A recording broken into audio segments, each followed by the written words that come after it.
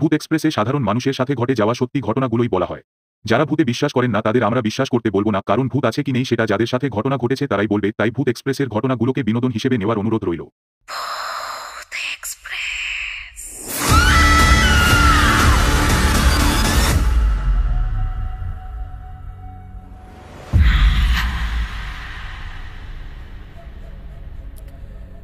হে everyone, welcome back. সকলকে জানাচ্ছি স্বাগত আরও একটা নতুন এপিসোডে।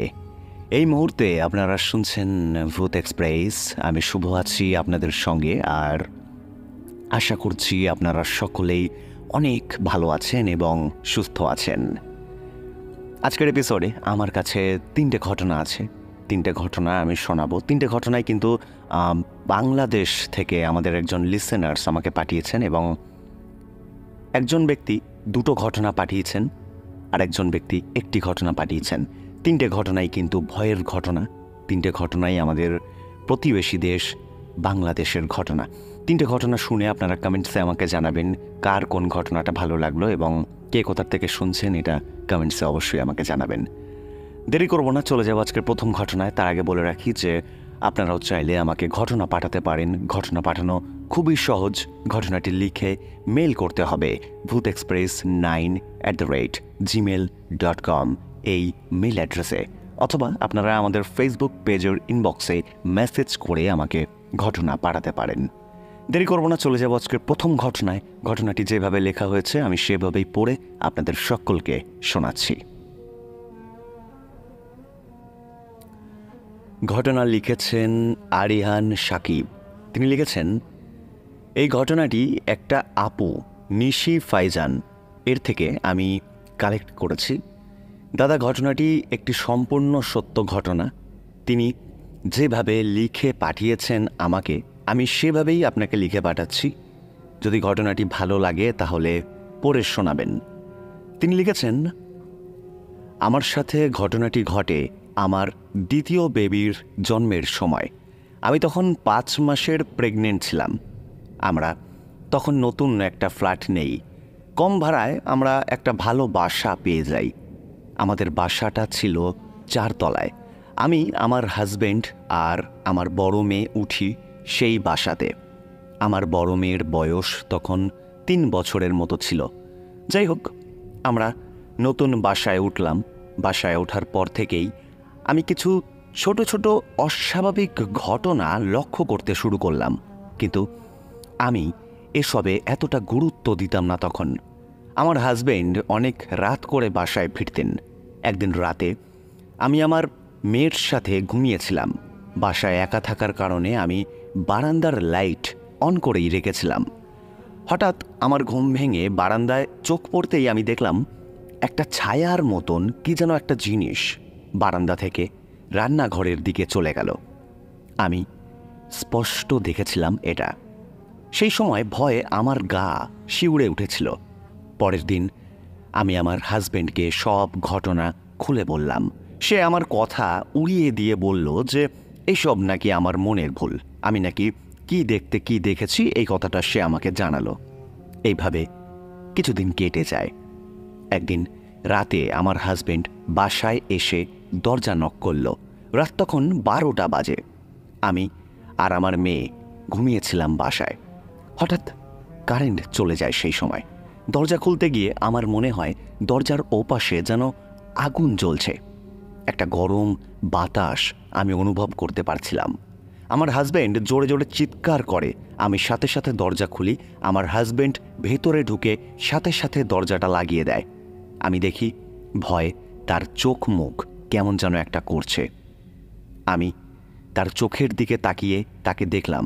তার চোখ দুটো আমি দেখলাম রক্তের মতো লাল হয়ে আছে। সে কোনো কথা না বলে ঘুমিয়ে পড়ল।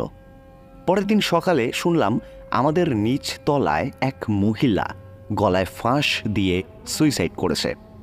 আমি প্রেগনেন্ট অবস্থায় সেই মহিলার লাশ দেখতে গেলাম। আমি প্রেগনেন্ট থাকায় সবাই আমাকে লাশ দেখতে মানা করল, কিন্তু ততক্ষণে আমি সেই লাশটা দেখে ফেলেছিলাম। তারপর আমি তাড়াতাড়ি করে বাসায় চলে আসলাম। এসে দেখলাম আমার হাজব্যান্ডের ভীষণ জ্বর। আমার আর বুঝতে বাকি রইল না যে গতকাল রাতে ভয় পেয়েছে বলেই তার জ্বর এসেছে এখন। এরপর সেই জ্বর প্রায় 4 দিনের মতো ছিল। এরপর থেকে আমাদের বাসায় অনেক অস্বাভাবিক ঘটনা ঘটতে শুরু হয়। মনে হতো রান্নাঘরে কেউ হাঁটছে এবং পাশের রুম থেকেও মাঝের মধ্যে আমরা একটা হাঁটার শব্দ পেতাম। রাতের বেলা মনে হতো আমাদের পাশের রুমে কে যেন হাঁটাহাঁটি করছে। যখন লাইট অন করতাম তখন সব কিছুই ঠিকঠাক মনে হতো। এইভাবে কেটে গেল আরও 3টে মাস। এরপর আমার ডেলিভারির ডেট দিয়ে দিল ডাক্তার। তিনি জানালো 21শে অক্টোবর আমার ডেলিভারি করবে। কিন্তু সেপ্টেম্বরের 3 তারিখ রাত থেকে আমার প্রচণ্ড ডেলিভারির পেইন হতে শুরু করে। আমি কিছুতেই সেই ব্যথা সহ্য করতে পারছিলাম না। তারপর ভোর 5টায় আমার হাজব্যান্ড আমাকে নিয়ে হসপিটালে অ্যাডমিট করে। ডাক্তার দেখে আমাকে জানায়, এত তাড়াতাড়ি ডেলিভারির পেইন, এটা ভীষণ অবাক করার একটা বিষয়। তো যাই হোক, সেই দিন আমার একটা কন্যা সন্তান হয়। 4 দিন পর আমরা আবার বাসায় চলে আসি। আমার মা গ্রাম থেকে আসে আমাকে দেখতে। বাসায় আসার পর সেই অদ্ভুত ঘটনাগুলো আমার সাথে যে ঘটেই যাচ্ছে, আমার মাও সেই জিনিসটা দেখে। আমাদের বাসায় ঢোকার একটি মাত্র দরজা রয়েছে, সেটি সবসময় লক করাই থাকতো, তাই সেখান থেকে কিছু ঢোকার কোনো প্রশ্নই আসে না। কিন্তু রাতের বেলায় আমি পাশের রুম থেকে একটা কান্নার আওয়াজ পেতাম প্রায় দিন রাতে। একদিন আমি সাহস করে গেলাম দেখতে। গিয়ে দেখলাম একটা বেড়াল বসে আছে সেখানে। আমি বিড়ালটাকে দরজা খুলে বাইরে বের করে দিয়ে আসলাম। এরপর আমি এসে আবার শুয়ে পড়লাম ঘরে। কিন্তু তার কিছুক্ষণ পর আবারও শুনলাম একটা বিড়ালের আওয়াজ। আমি এবার ভীষণ ভয় পেয়ে গেলাম এটা শুনে। আমার বাচ্চার বয়স যখন 12 দিন, তখন আমি আমার 2টো বাচ্চাকে নিয়েই ঘুমাচ্ছিলাম। রাত তখন 2:30-এর মতো হবে। আমার বাচ্চা দুটো কান্না করে ঘুম থেকে উঠে যায়। আমিও উঠে ওকে ব্রেস্ট ফিডিং করছিলাম। তখন আমি ফিল করলাম কেউ একজন আমার হাত ধরে আমাকে টেনে নেওয়ার চেষ্টা করছে। বারান্দায় লাইট জ্বালানো থাকায় আমি দেখলাম মানুষ আকৃতির ছায়ার মতন কোনো কিছু একটা জিনিস দাঁড়িয়ে আছে সেখানে। এটা দেখে আমি প্রচণ্ড জোরে একটা চিৎকার দিয়ে উঠি। আমার মা আমার চিৎকার শুনে সাথে সাথে উঠে আমার কাছে চলে আসে। তারপর আমি সুরা পড়ে আমার 2টো বাচ্চার মাথায় ফু দেই। এই ঘটনার পরের দিন আমার হাজব্যান্ড বাইক অ্যাক্সিডেন্ট করে। তার ঘাড়ের হাড় ভেঙে যাওয়ায় ডাক্তার কিছুদিন অ্যাডমিট থাকতে বলে তাকে। বাসায় আর কেউ না থাকায় বাধ্য হয়ে আমার বেবিকে মায়ের কাছে রেখে আমাকে হসপিটালে থাকতে হয়। 2 দিন পর আমি ভোরে আজানের সময় একটা অদ্ভুত স্বপ্ন দেখি। স্বপ্নটা দেখি যে আমার বাচ্চাটা, যে বাচ্চাটা গত 12 দিন আগে জন্ম নিয়েছে পৃথিবীতে, সেই বাচ্চাটা মারা গিয়েছে। আজানের শব্দে আমার ঘুম ভেঙে যায়। 5 মিনিট পর আমার ফোনে একটা ফোন আসে। ফোনটা আমার মা আমায় করেছিলেন। তিনি ফোনে আমাকে জানায় আমার বাচ্চাটা সত্যিই মারা গিয়েছে। সেই সময় এই খবরটা পেয়ে আমার মনে হচ্ছিল যেন আকাশ ভেঙে পড়ল আমার মাথায়। কেন আমার সাথে এমন হলো? আল্লাহ কেন আমায় নিয়ে গেল না? সে আমার সন্তানটাকে কেন কেড়ে নিল আমার থেকে? পরে মায়ের কাছ থেকে জানতে পারলাম ফজরের আজানের সময় আমার বাচ্চাটা দুধ খেয়ে খেলা করছিল। হঠাৎ এক দৃষ্টিতে সে কোথায় যেন তাকিয়ে রইল। তারপর সে আর নড়াচড়া করল না। মা বুঝতে পারল সে আর পৃথিবীতে নেই। জানি না আমার বেবির সাথে সেদিন কি হয়েছিল। এই ঘটনার পর আমি মানসিক দিক থেকে ভীষণ ভেঙে পড়েছিলাম। তারপর আমরা ওই বাসাটা ছেড়ে দিই। এই ছিল ঘটনা। এই ছিল প্রথম ঘটনা। ঘটনাটি কেমন লাগলো আমাকে কমেন্টস করে জানিও। ঘটনাটি যেভাবে লেখা হয়েছিল আমি সেভাবেই পড়ে সকলকে শোনালাম। চলে যাব দ্বিতীয় ঘটনায়। ঘটনা লিখেছেন অনিমেষ দাস। তিনি লিখেছেন, দাদা, যে ঘটনাটি আমি শেয়ার করতে যাচ্ছি এটি একটি সত্য ঘটনা। এটা আমার মামার সাথে ঘটেছিল প্রায় আজ থেকে 15 বছর আগে। আমার বয়স তখন প্রায় 12 বছর। আমরা মাঝের মধ্যে নানার বাড়িতে বেড়াতে যেতাম। বিশেষ করে যখন গরমকালের ছুটি থাকতো তখন আমরা বেশি বেড়াতে যেতাম সেখানে। আমি আর আমার আম্মু মামার বাড়িতে বেড়াতে গিয়েছিলাম একবার। আমার মামারা 7 ভাই 5 বোন, এবং আমার যে মামার সাথে ঘটনাটি ঘটেছিল ওই মামা খুব একটা বেশি পড়ালেখা করেনি, তিনি কৃষি কাজ করতেন।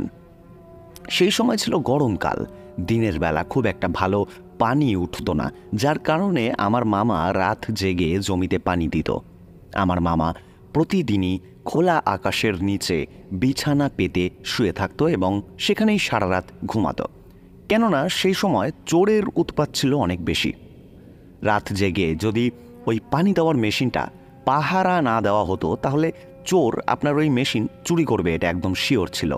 তো যাই হোক, সেজন্য আমার মামা সেখানে প্রতিদিন রাত জেগে মেশিনটা পাহারা দিত এবং মেশিনে ঠিকভাবে পানি উঠছে কিনা সেটা পর্যবেক্ষণ করত। হঠাৎ সে একদিন স্বপ্নে দেখে বিশাল দানব আকৃতির একটা মানুষ তার স্বপ্নে দেখা দিয়ে তাকে বলছে যে, তুই আমার রাস্তা থেকে সরে যা, তুই কেন আমার রাস্তার সামনে আসছিস, আমাকে ডিস্টার্ব করছিস। সেই স্বপ্নটা দেখার সাথে সাথে তার ঘুম ভেঙে যায় এবং ভয়ে সে ঘামতে শুরু করে। এত বড় ভয়ঙ্কর একটা মানুষের চেহারা মামা এর আগে কখনো দেখেনি। মামা ভাবে হয়তো আমি উল্টোপাল্টা কোনো কথা ভেবে ঘুমিয়েছিলাম, যার কারণে শয়তান আমাকে এগুলো দেখাচ্ছে। এগুলো ভেবে সে এটাকে কোনো পাত্তাই দেয় না। সেই সময় তিনি ঘটনাটি আমার মামির সাথে শেয়ার করে এবং আমার মামি তাকে বলে যে, তোমাকে ওখানে আর যেতে হবে না। কিন্তু আমার মামা ছিল নাছোড়বান্দা, সে ছিল অনেক সাহসী। মামির কোনো কথায় কান না দিয়ে সে দ্বিতীয় দিন আবারও সেখানে গিয়ে থাকে। সেদিন আবারও সেই একই স্বপ্ন মামা দেখে। এরপর সে একটু চিন্তিত হয়ে পড়ে। সে ভাবতে থাকে, আমি বারবার একই স্বপ্ন কেন দেখছি। তখন তার একটু একটু ভয় লাগতে শুরু করে। আমার মামা গ্রামে ছোটোখাটো কবিরাজিও করতেন, সেজন্য সে অনেক কিছুই জানতেন। তৃতীয় দিনের মতো আবারও সেখানে গিয়ে মামা ঘুমায়। হঠাৎ করে আবারও সেই একই স্বপ্ন তিনি দেখেন এবং আবারও তার ঘুম ভেঙে যায়। ঘুম থেকে উঠে যে দৃশ্যটা সে দেখে সেটা দেখার জন্য সে কখনোই প্রস্তুত ছিল না। সে দেখে বিশাল দরবেশের মতো একটি মানুষ তার সামনে দাঁড়িয়ে আছে। এটা দেখার সাথে সাথে ভয় তার বুকের ছাতি যেন ফেটে যাচ্ছিল। সে ভয় কাঁপছিল ওখানে দাঁড়িয়ে। সেই ভয়ঙ্কর অবয়বটি হঠাৎ তাকে বলে ওঠে, তোকে আমি এতবার বললাম যে তুই এখানে আমাকে আর ডিস্টার্ব করিস না, আমাকে আর বাধা দিস না, আমার রাস্তা থেকে সরে যা, কিন্তু তুই আমার কথা শুনিসনি। আজ তোকে আমি শেষ করে দেব। আমার মামা যেখানে ছিল সেটা গ্রাম থেকে অনেক দূরে, মাঠের ভেতরে। আশেপাশে তাকালেই কাউকে দেখা যায় না। সে চিৎকার দিলে হয়তো কেউই শুনবে না, সেজন্য সে চিৎকার না দিয়ে একটু সাহস করে তাকে বলে, ঠিক আছে, আমাকে 5 মিনিট সময় দিন, আমি চলে যাচ্ছি, আর এখানে কখনো আমি আসব না। এরপর মামা জমিতে পানি দিয়ে অজু করতে শুরু করে। সে ভয়ঙ্কর অবয়ব সেটা দেখে একটা অট্টহাসি দিয়ে বলে ওঠে, তুই কোনোভাবেই আমার কিচ্ছু করতে পারবি না। মামা অজু করছিল, কারণ অজু অবস্থায় থাকলে কোনো প্রেতাত্মা বা কোনো কিছুই মানুষকে ক্ষতি করতে পারে না।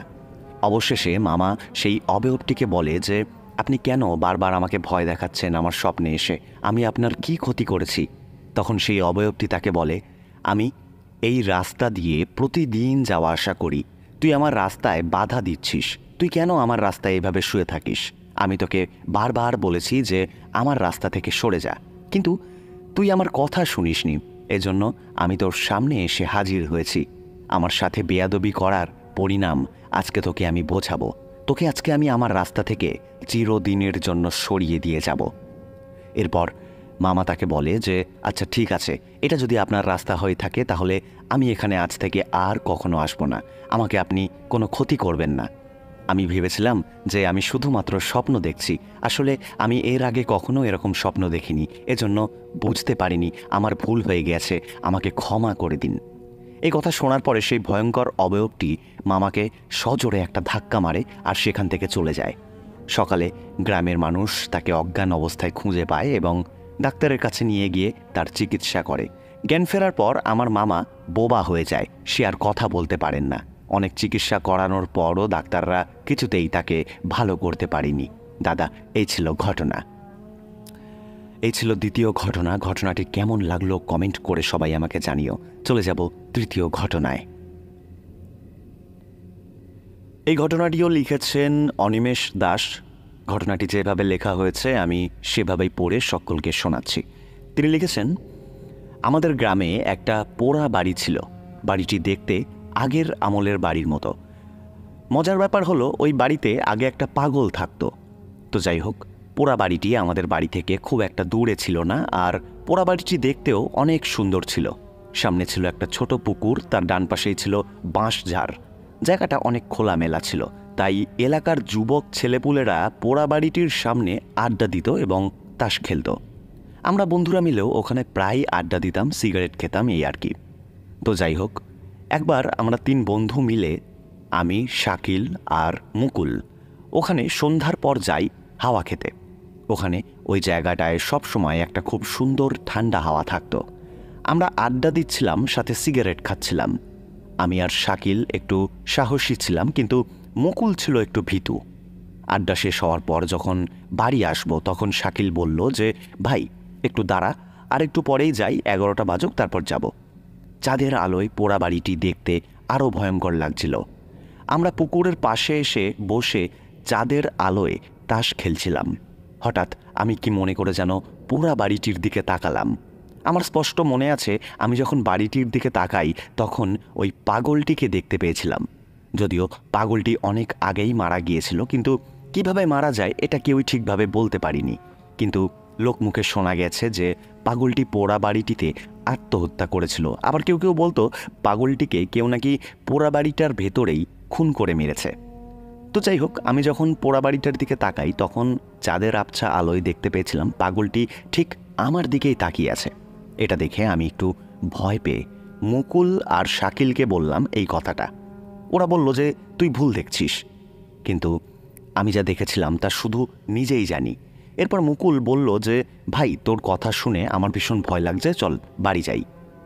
আমরা বাড়ি যাওয়ার জন্য যেই উঠে দাঁড়াই তখনই প্রচণ্ড জোরে একটা ঠান্ডা হাওয়া বইতে শুরু করে। ঠিক ঝড় ওঠার মতন হাওয়া বইছিল তখন। আমরা ভয় পেয়ে পোড়া বাড়িটার পেছন দিয়ে জোরে হাঁটতে শুরু করি। 3 জনেই একসাথেই হাঁটছিলাম। একটু দূর আসার পর মনে হলো আমরা 2 জন হাঁটছি, সাথে মুকুল নেই। আমরা মোবাইলের ফ্ল্যাশ জ্বালিয়ে মুকুলকে খুঁজতে পোড়া বাড়িটার সামনে যাই। সেখানে গিয়ে যা দেখি সেটা এখনও নিজের বিশ্বাস হয় না। সেখানে গিয়ে আমরা দেখি সেই পাগলটি ওই বাড়ির ভিতরে কোনো পাথরের মূর্তির মতো একভাবে দাঁড়িয়ে আছে। আমরা 2 জন এটা দেখে ভীষণ ভয় পেয়ে যাই। তখন কি করব আমরা কিছুই বুঝতে পারছিলাম না। শেষমেশ ওই পাগলটাকে আমরা বলি যে, আমরা তোমার কোনো ক্ষতি করিনি, আমার বন্ধুকে তুমি ফিরিয়ে দাও। এই বলার সাথে সাথে আমাদের পেছন থেকে আমরা একটা চেঁচানোর আওয়াজ শুনতে পাই। আমরা তাকিয়ে দেখি যে মুকুল ওই পুকুরের পাশে শুয়ে আছে এবং সে গোঙাচ্ছে। এরপর ওর কাছে গিয়ে ওকে ধরে তুলে নিয়ে আমরা তাড়াতাড়ি করে বাড়িতে চলে আসি। এই ঘটনার পর আমরা এখনো পর্যন্ত আর সন্ধ্যার পর ওই পোড়া বাড়িটার সামনে যাইনি। এই ছিল ঘটনা। এই ছিল আজকের এপিসোডের ঘটনা। কেমন লাগলো আজকের ঘটনাগুলো আমাকে কমেন্ট করে জানিও। সবাই ভালো থেকো। আজকের মতো শুভরাত্রি।